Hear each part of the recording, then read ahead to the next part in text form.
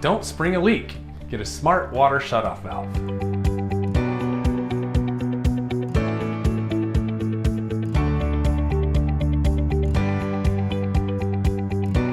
Hi, I'm Brent with Western Heating+Air+Plumbing.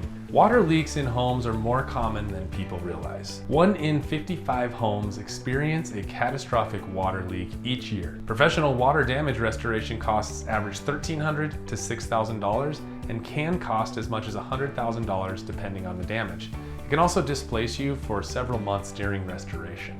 Smart water shutoff valves can protect your home from water leaks and damage. Either monitor the flow in the pipe or detect water on the floor. When a problem is detected, the smart valve will shut off the water supply to your home. Newer systems connect to the internet and can attach to any water line in your home. They can detect temperature fluctuations and alert you if there's a risk of freezing.